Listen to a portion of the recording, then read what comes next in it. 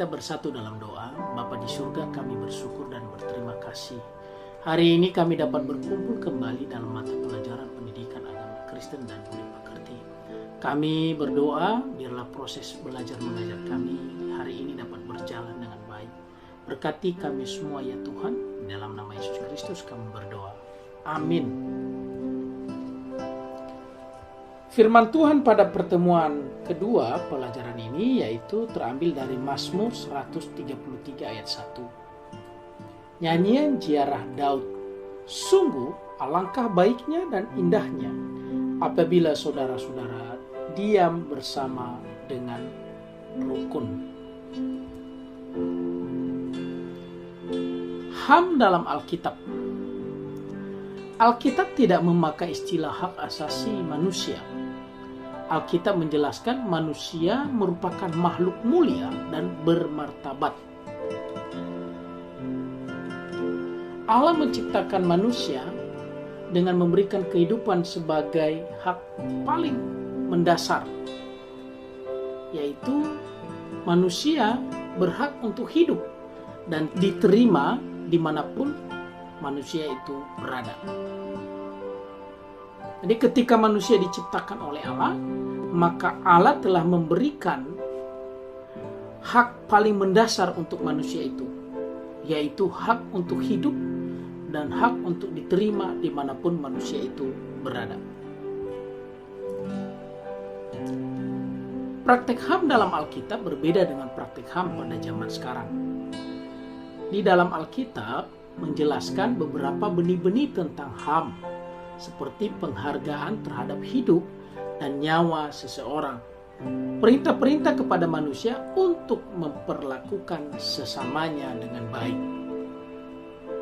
Jadi kalau kita mau mencari tentang hak asasi manusia dalam Alkitab, tidak dijelaskan secara tertulis, tetapi ya, di dalam Alkitab itu ada penjelasan ya yang menjadi dasar-dasar bagi kita saat ini, manusia saat ini, tentang hak asasi manusia, di mana manusia itu ya, harus memberikan penghargaan terhadap hidup dan nyawa seseorang.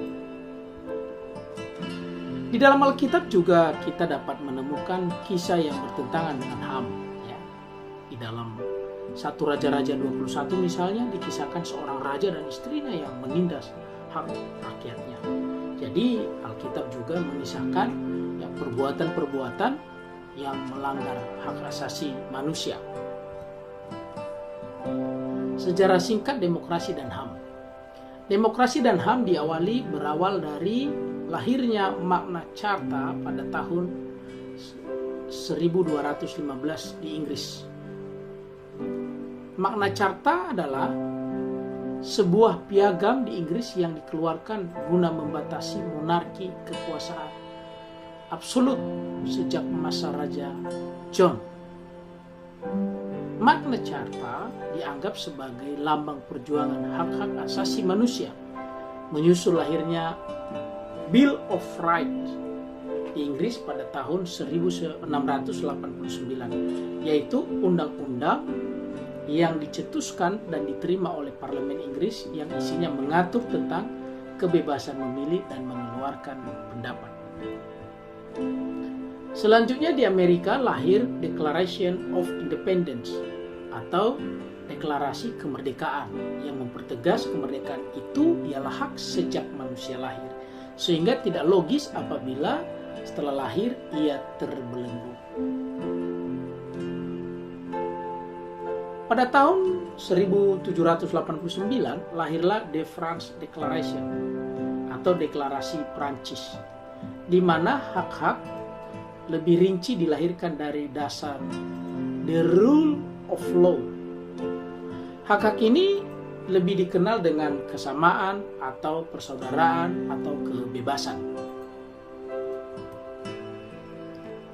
Pada tanggal 6 Januari 1941, Presiden Amerika Serikat F.D. Roosevelt berpidato di depan Kongres Amerika dan mengemukakan 4 kebebasan yang dikenal dengan the Four Freedom. Adapun 4 kebebasan tersebut yaitu bebas berbicara dan mengeluarkan pendapat, bebas memilih agama, bebas dari rasa takut, bebas dari kekurangan dan kelaparan. 1948 bangsa-bangsa di dunia sepakat untuk memberlakukan Deklarasi Universal Hak Asasi Manusia atau yang lebih dikenal Universal Declaration of Human Rights. Kesepakatan itu ditandatangani oleh semua negara anggota PBB di New York pada tahun 1948.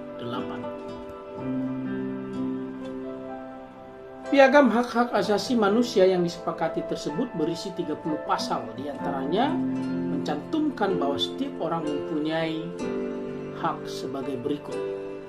Hak untuk hidup, berhak atas kemerdekaan dan keamanan diri, diakui kepribadiannya, memperoleh pengakuan yang sama dengan orang lain menurut hukum, masuk dan keluar wilayah suatu negara, mendapatkan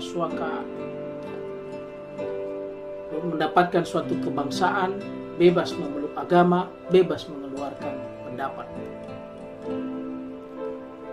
Praktek demokrasi dan HAM di Indonesia. Pada umumnya seluruh elemen bangsa pernah mengalami kepahitan dan penindasan. Perkembangan kesadaran demokrasi dan HAM semakin meningkat seiring terjadinya berbagai perubahan di dunia. Menjelang Perang Dunia ke-1 dan setelah Perang Dunia ke-2, secara global muncul kesadaran demokrasi dan HAM bersamaan dengan upaya untuk menghancurkan kolonialisme atau penjajahan suatu bangsa terhadap bangsa lain. Bangsa Indonesia adalah bangsa yang cukup banyak mengalami kepahitan akibat kehilangan hak-hak dasar sebagai manusia melalui penjajahan selama 3,5 abad. Termotivasi oleh kesadaran demokrasi dan HAM, maka para pejuang mendirikan Budi Utomo sebagai organisasi pertama yang bersifat nasional. Panitia Persiapan Kemerdekaan Indonesia yang mempersiapkan Undang-Undang Dasar Negara Republik Indonesia dan Dasar Negara juga menyusun Undang-Undang dan Dasar Negara berdasarkan pemahaman tentang demokrasi dan hak-hak asasi manusia. Dasar Negara Indonesia adalah Pancasila, dari sila pertama sampai pada sila kelima, semua berisi tentang keberpihakan kepada hak-hak asasi manusia. Dalam UUD 1945, baik pembukaan maupun pasal demi pasal, memberikan jaminan bagi terpenuhinya hak-hak mendasar bagi rakyat Indonesia, terutama menyangkut demokrasi dan HAM. Demokrasi dan hak asasi manusia dapat terwujud apabila kesadaran setiap orang betapa pentingnya persaudaraan yang rukun. Persaudaraan yang rukun sangat penting dalam kehidupan umat manusia. Mazmur 133 berbicara tentang persaudaraan yang rukun. Persaudaraan ini mestinya tidak hanya dibangun dengan orang-orang yang seiman saja, tetapi dengan siapapun juga. Manusia terpanggil saling menolong, menopang, dan bekerja bersama-sama untuk memecahkan masalah dan tantangan bangsa kita.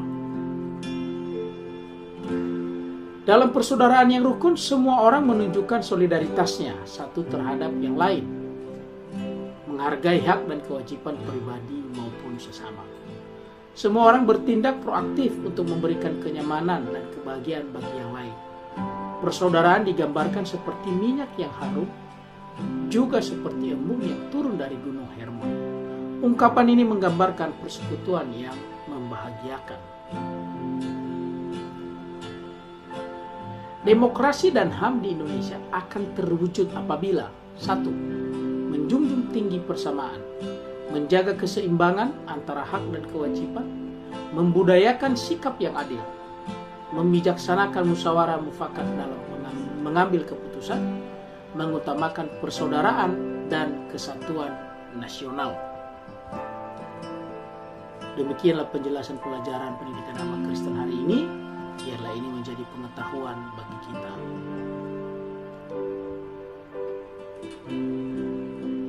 Silakan tuliskan pendapat kamu tentang pengertian HAM, sertakan ayat Alkitab yang mendukung pendapat kamu tersebut. Tuliskan juga pendapat kamu tentang pengertian demokrasi, sertakan ayat Alkitab yang mendukung pengertian kamu tersebut. Kita tutup pelajaran kita dengan doa. Ya Tuhan, kami bersyukur pelajaran kami hari ini telah selesai.